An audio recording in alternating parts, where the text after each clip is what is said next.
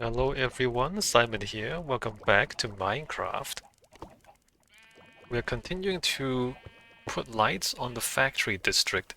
So last week, the sheep farm, I was saying there's not really any space on this side of the sheep farm to attach lights. But I think maybe there is. Um, Maybe we can stick some lights. Can I get up here or do I need the scaffold? So here we have torches there. The lights there keeps the grass growing. So the sheep have grass. I was thinking maybe like there. The question is how do we attach it? Do we like do this? And it just has the bottom of that unsupported?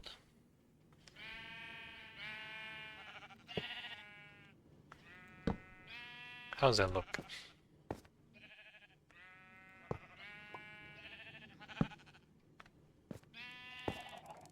Oh hey, how's it going? Uh,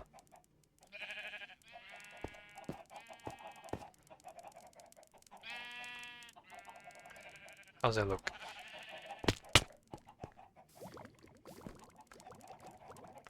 Um, yeah, it's been a while. How have you been, man? Let's see. I think I like that.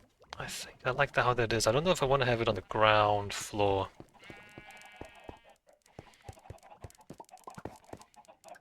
I'm putting in some decorative lighting if you're wondering what I'm doing.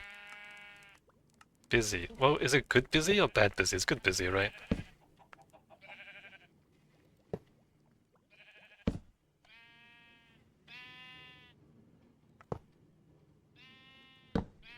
Technically don't need it on the ground floor. Good busy, mostly working a lot. Oh, that's cool. Sounds awesome. Hey, that's good to hear. Good to hear it's good busy. 1, 2, 3.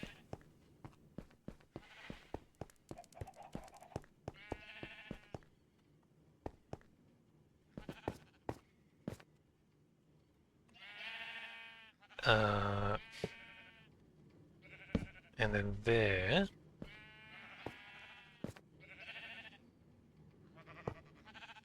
Oh, Merry Christmas and Happy New Year and all that too.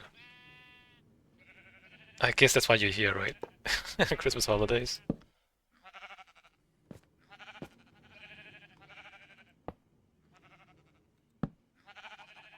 Yeah, say Merry Christmas, yeah.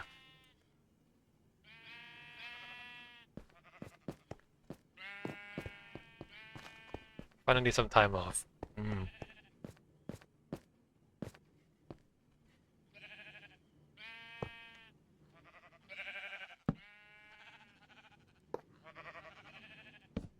Not that one. Can I drop that?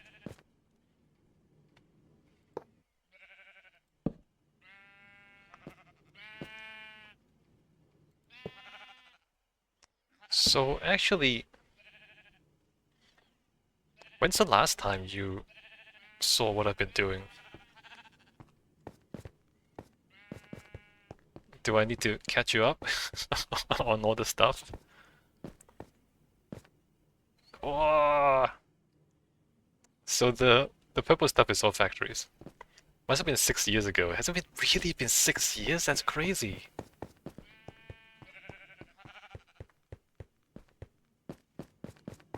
If it's 6 years, maybe watching all the trains videos. Yeah, trains were good times. Started a new world since the Caves and Cliffs expansion. So after the trains thing, I figured my issue was that I didn't want to grind for materials, or I didn't want to go mining and chopping trees and all that. Oh hey, alright, we fit lights there, good. So then I came back to survival, And I built a lot of factories in survival. So all these buildings, they're all factories producing materials.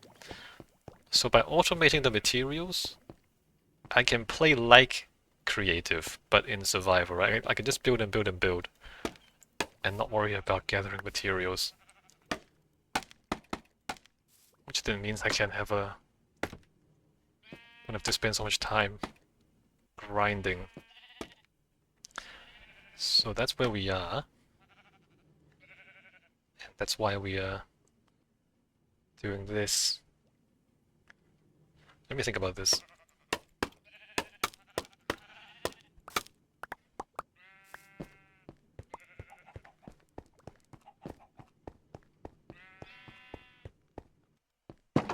Automation. Yeah, I've got a lot of Minecraft to catch up on. Yeah, I don't know if you're ever gonna catch up to it. Yeah, it's a lot of stuff. People have been asking me to do like a world tour. Maybe I just do a world tour. I'll do a world tour after I finish the lighting, this lighting stuff I'm doing right now. Maybe you can just watch the world tour, and that'll be it.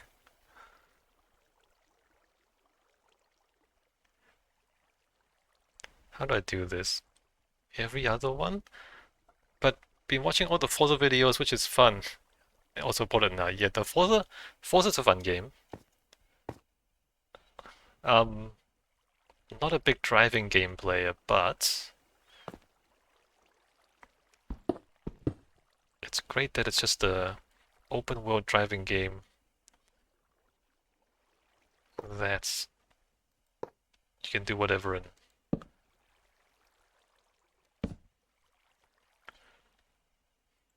Let me put that there. Oops. Like, I don't play a lot of driving games, but sometimes I just want to drive a little bit.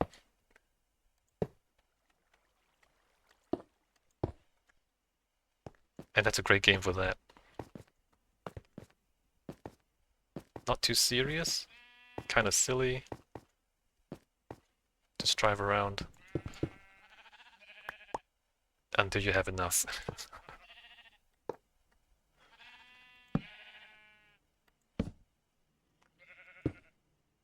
I keep forgetting the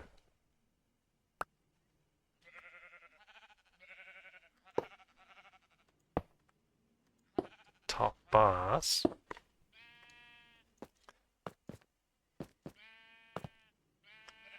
Alright, so I put lights on each of these, and then I'll put the lights on the other corners too. Doing this first to mark out where the lights are gonna go. As a car guy, it's refreshing to watch somebody play a car game that's not really into it that much. Also funny sometimes. You're a big car guy, huh? So, I'm not. I'm not a car guy. Any comments on the way I drive?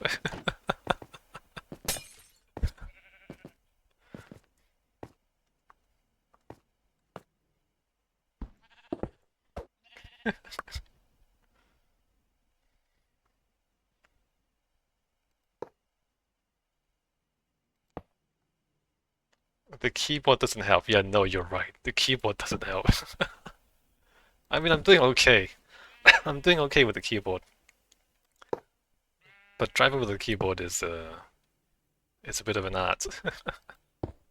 You know, art as in like finger painting. It's hard to do anything precise. But honestly, I'm impressed you're doing it with a keyboard. I mean, it's not that bad.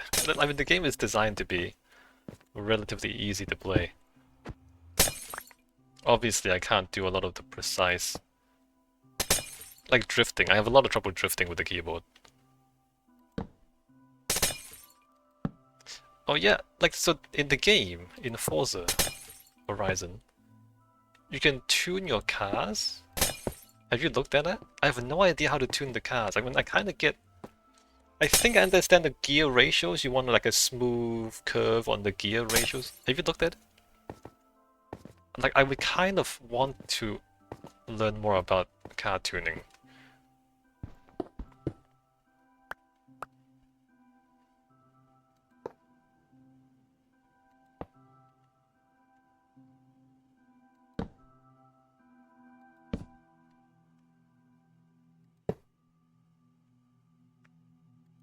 Like I've briefly searched for it on the internet. I just don't really get it. I just don't really understand what's going on.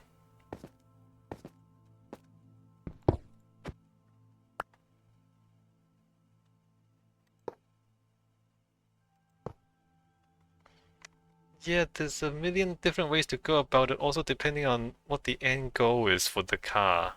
Oh, that doesn't really help. Okay.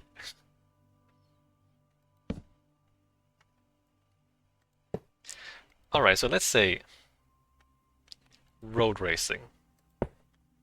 But basically the gear ratio translates to how long it takes before you have to shift. Do you want it? I mean, I see how they usually is longer on the low gear, and then it gets shorter and shorter and shorter up to the high gear. Usually. And you want the curve to reach all the way to the end, so you get all the power out of the engine, I think is how that works.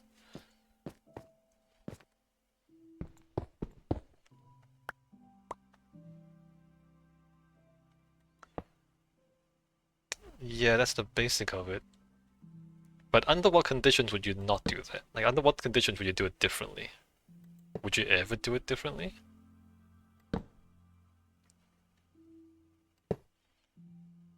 Would you ever want to, like, get out of low gear faster?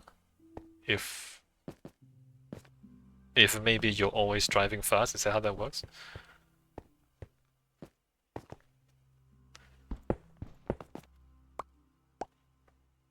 Do I also have it at the very top? More top speed, you would want longer ratios in the high gears. Right. Right. So if you're going full speed all the time. But for drifting, you want longer ratios in the low gears. Yes, because you always... So you have to shift less. Okay, oh yeah.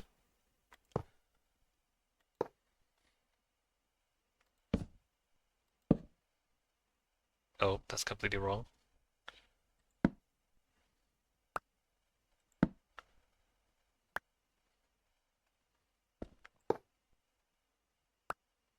But not so too long so you don't lose torque. Right.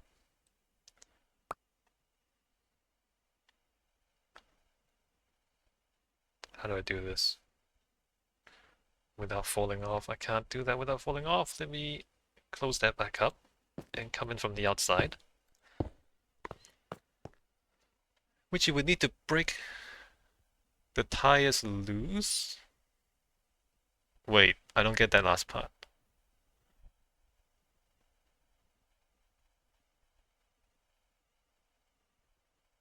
So, get the wheel spinning.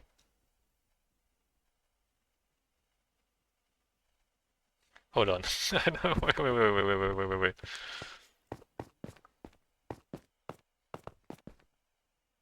So, let's say you're on the lowest gear, and you're running at the top end of the lowest gear.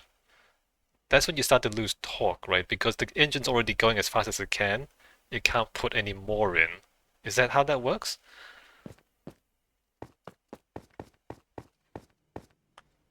And so that the next gear overlaps,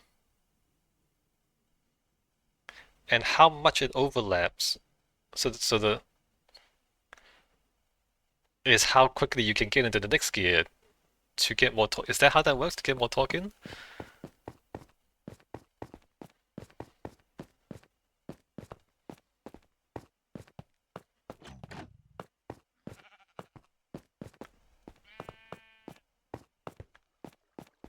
Like at what point in the engine is there the most power? The torque curve of the car is usually low to high and then drops off. Oh, the torque curve, of course. When you change the engines, it shows you the torque curve in the graph. And you want to shift before it drops. Oh my God, I understand. I understand. Right, so when you buy a yeah, so whenever you change the engine in your car. Okay. And you want to shift before, yeah, because the curve like goes like that, and then it drops, And you want to go before it? Okay.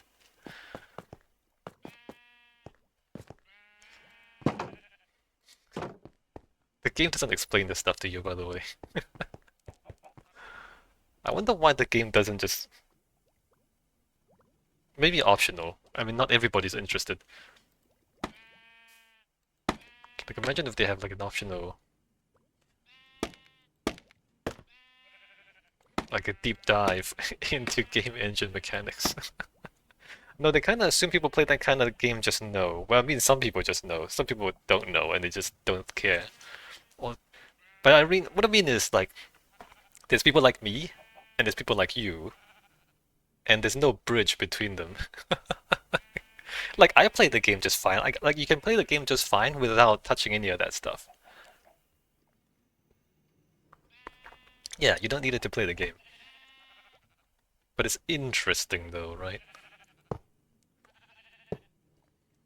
Or at least it's interesting to me. I don't know if anyone else thinks it's interesting. Okay. Right, so the gears and the torque. So what about things like the suspensions, how hard you feel the tires, tire pressure? Does the other stuff matter? Like what other stuff is important? I think the gearbox is the most important one, isn't it?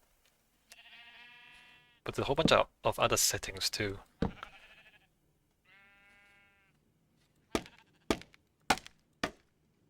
It all matters for its own reason. Okay, thank you. Thanks for that.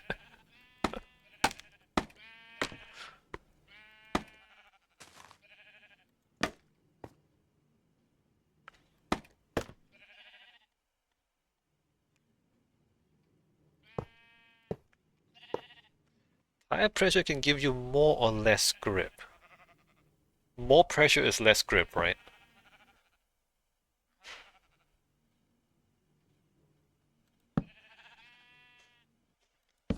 Lower tire pressure, more grip. Right. Um, but not too low. Well, okay, so what happens if it's too low? Then you... What actually happens with when it's too low?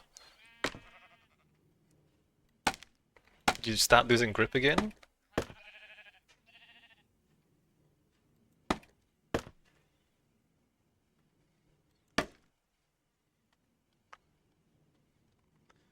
In real life, you would debead, which means the tire comes off the wheel. In the game, no idea.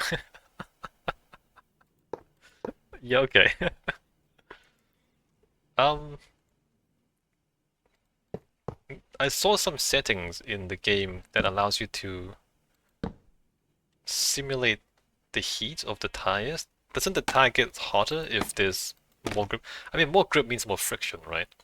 So the tires get hotter. You start burning off your tires if it gets too hot. Is that what I'm looking at? What am I? Okay, what am I? Here? Yeah, usually when they're hotter, you get more grip because the rubber gets stickier. Yeah, right. But too hot, you lose grip again. Okay then. Because you just melt it. Yes, like you melt your whole tires and then you just start losing it. Okay. So let's keep it simple, right? So let's say like drifting versus racing. You would want to overfill your tires, overpressure the tires for drifting, for less grip, is that right? So you're sliding around more.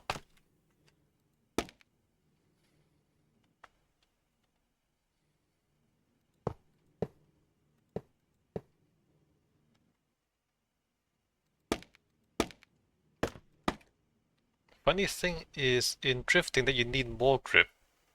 Really?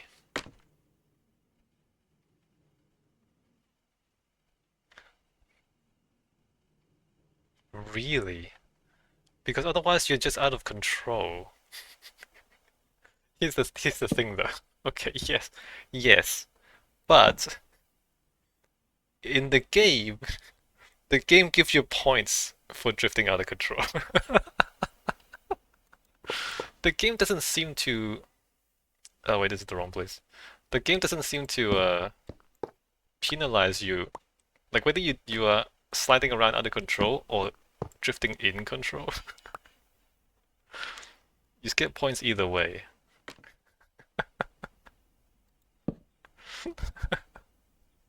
Okay, so you want.